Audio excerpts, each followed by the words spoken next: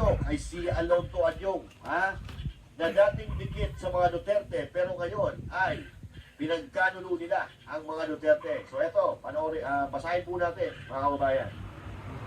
Bansang Moro, Patrol News. Yan, okay. Ang sabi dito, mga kababayan, Dear Zia Alonto, kami po ang humalang sa iyo upang magkaroon kami ng boses sa Kongreso.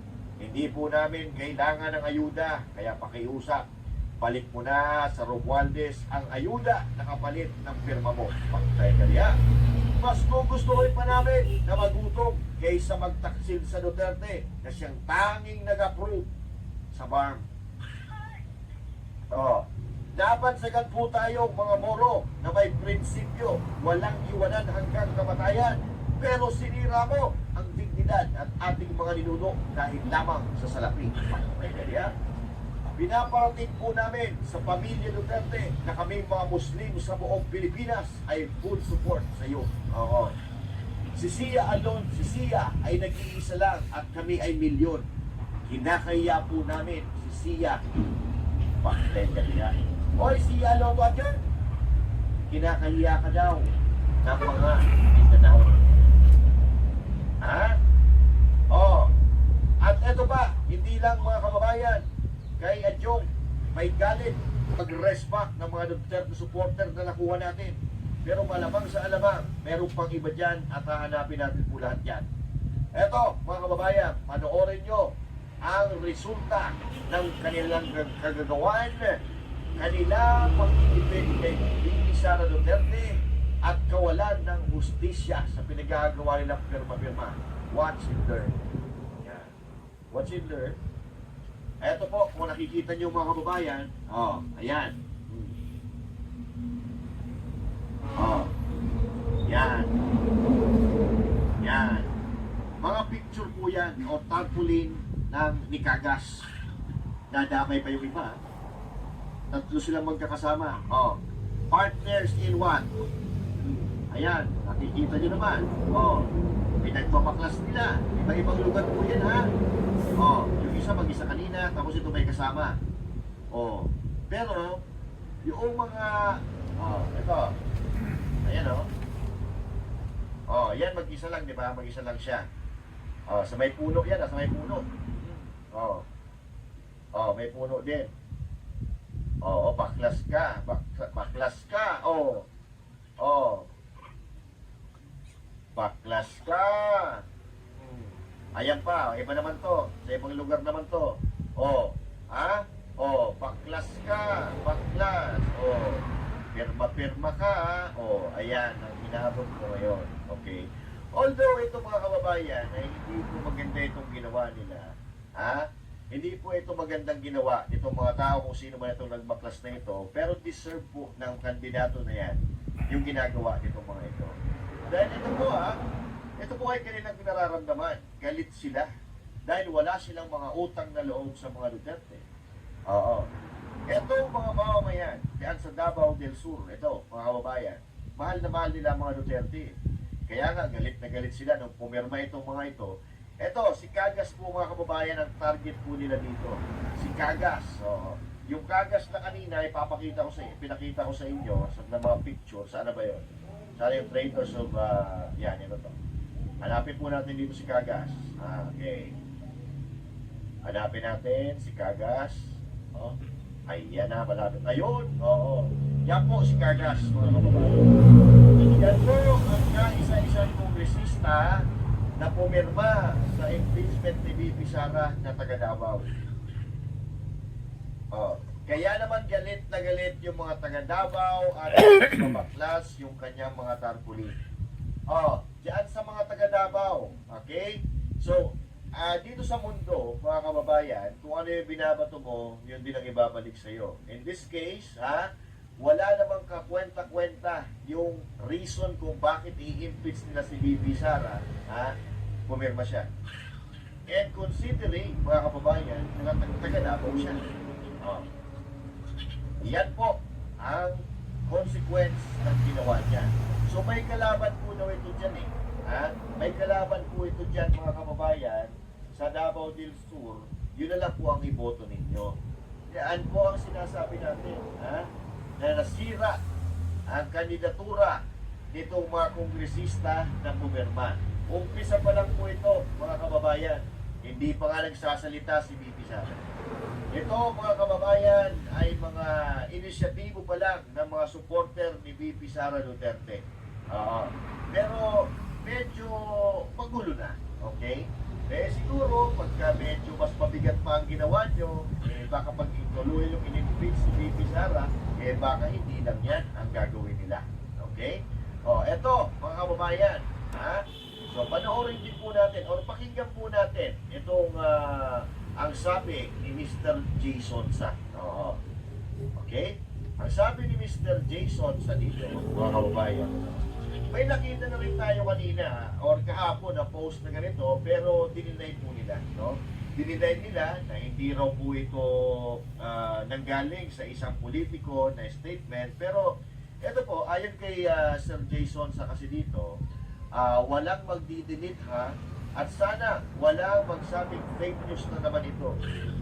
Kasi yung unang nakita natin na nagsasabing may binigay daw talaga na halaga, ha, para pumirma sila, binabulaanan po yun, ha, nung kampo ng kongresista na yun. Okay? Pimentel, loosely translated, okay? Kasi nakalagay dito, Bisaya Surigao nun, sabta na lamang na iniyo, ipit kami kumanlisod mo kontra sa admin, bisan worst kuman. Ang admin pero no choice, yun kami ni Kumomo. Sunod ka ni bisan dili sa amo gusto kaso mak-cut off ang budget sa amo opisina. Lolo! Pero Tagalogin natin. Lolo! Tagalog yan ni Sir Jason Sa. Sabi dito, Lolo! Pimentel. people of Surigao, please understand why I have to sign the impeachment. Mahirap kontrahin ang kasalukuyang administrasyon kahit ito pa ang pinaka-worst na pamunuan. No choice kami dahil naiipit ang aming budget sa opisina. Yan po ang translation yan, mga kababayan. Ayon sa balita mula sa Surigao del Sur, galit na galit ang mahigit 230,000 supporter ni BP Inday Sara sa mga punermang congressman mula sa Mindanao, lalo na kay Kong Pimentel at Kong Pimentel. Pasday kanina. May kalaban pa to dyan sa Surigao del Sur. Kung may kalaban to dyan sa Surigao del Sur, walang bayan ito. Kung totoo ito, iboto nyo na lang yung kalaban ito. Pero tingnan nyo rin yung kalaban niya, kung maayos, kung may nagawa. Pero kung parehas din niya, no choice tayo. Huwag nyo na lang, baka madaya pa, di ba? So ito po ay galing kay Mr. Jason Sa, yung kaibigan natin na dating patikang newscaster. Siguro hindi naman yun magsisinungaling ni Sir Jason Sa, di ba? Pero sana, yung magsalita na yung iba. Okay? Iligtas nyo ang sarili nyo, sa pagkawala sa istorya ng politika. Dahil itong ginawa nyong pagpirma, pinahamak nyo na ang sarili nyo. Parang sinira nyo na ang karir nyo bilang isang politiko. Ito ay sa Mindanao pa lang, wala pa yung sa Visayas, wala pa yung sa Luzon. Isusunod natin yun. Okay? Ano ito ang sisme, mga kababayan? Ito kasi,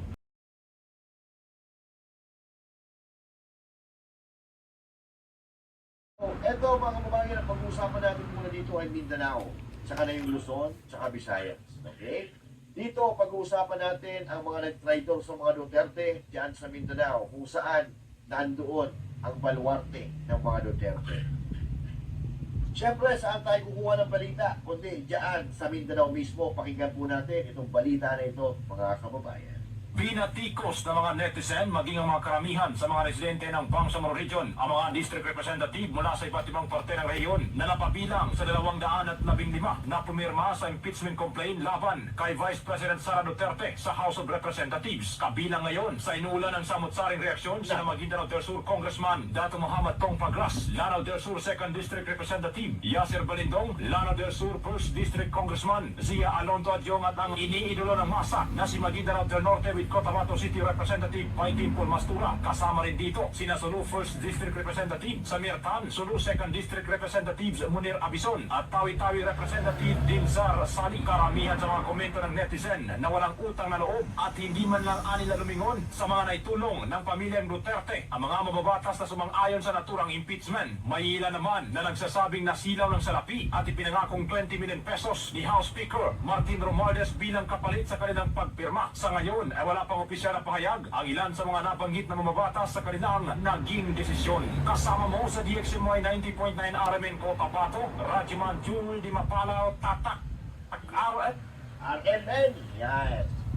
So yun mga kababayan, sa mga probinsya po kasi, sa mga probinsya, lalo-lalo na yan sa Mindanao, mga kababayan, kung saan yung mga tribo-tribo ng mga Muslim, napakalaking bagay po nitong respeto at ang pagtanaw ng utang na loob. Alam mo yung mga taga-probinsya, magawan mo sila ng isang mabuti, abay, talaga namang mamahalin ka nila.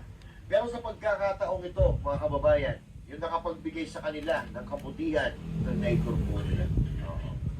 Tinaitur po nila ang mga Duterte sa hindi malamang dahilan.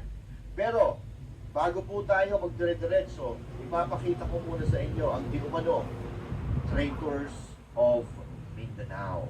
Okay. So ito po, ang tinatawag nilang traitors of Mindanao. Yan, mga kababayan. Sia Alonto Adyong, 1st District ng Lanao del Sur. Yan. Okay? At sino to? Si Sir Balindong, 2nd District, Lanao del Sur. Yan. Sino to? City Amina Dimaporo, 2nd District, Lanao del Norte. Dimple Mastura, Maguindanao del Norte and Cotabato City. Oo. Ito yung nakita ko na kasama pa, itinaas pa yung kamay ni nito ni PRRD Sara. Oo. Tapos ngayon, nung nanalo na sila, aba, wala na yung Duterte sa pagka-presidente, aba, Trinidor na. O, ito pa. O, Muhammad Paglas, Maguindanao del Sur. Yan. Sino ba to? Samir Tan, 1st District ng Sulu. Patay ka diya. Ito pa, Munir Arbison, 2nd District ng Sulu. Ay, Sus Maria. O, Jason Almonte, 1st District, Misamis Occidental. At yan o, sino to? Jenny Imano, 2nd District ng Misamis Oriental. Patay ka diya. Ang ganda pala nito ya. Tristan Unabia, 1st District, Misamis Oriental. O, Jose Aquino, 1st District, Agusan del Norte. O, A. Edward Plaza, 2nd District, Agusan del Sur. Patay ka diya. No? Romeo S. Momo, 1st District of Surigao del Sur, patay ka diya. Ace Barber, 2nd District, Surigao del Norte, ay patay. O, Johnny Pimentel, 2nd District, Surigao del Sur, patay tayo dyan. O, ito siya to, Francisco Jose Batugas, o, 1st District, Surigao del Norte. Wilter Parma, 2nd Zamboanga City, Sibugay. O, Manuel, Jose Dalibe, naku po, ito yung mga tagahimod ng puwet ni Tampi, Zamboanga City. Roberto Uy Jr., 4th District, Zamboanga del Norte. Pera-pera lang mga ito Alfredo Buscag, 1st District, Zamboanga del Sur. Ito to, Divina Grace Yu, 1st District, Zamboanga del Sur. Adrian Abatong, 3rd District, Zamboanga del Norte. Glona Labad-Labad, 2nd District, Zamboanga del Norte. Patay ka. Isidro Lumayag, 1st District, South Cotabato. Ayan pa, si Peter Miguel, South Cotabato, 2nd District. Jose Manuel Alba, 1st District, Bukidnon. Jan Flores, 2nd District, Bukidnon. Patay. Ito po. Maganda sana to. Laarni Labin Roque. 4th District, Bukidnon. Joselito Sakdalan, 1st District, Cotabato Province. Maria Alana Samantha, T. Santos, 3rd District, Cotabato. Loreto Acharon, Lone District, General Santos City. Steven Solon, Sarangani Province. John T. Jesus, Romualdo, Lone District, Camiguil. Alan Ecleo, Lone District, Dinagat Island. Lordan Suwan, 1st District, Cagayan de Oro. Patay ka, diha. Celso Regencia, Lone District, Iligan. John Tracy Cagas, Davao del Sur. Patay ka. The Traitors of Mindanao. Yan po ang tinatawag natin, mga kababayan. The Traitors of Mindanao.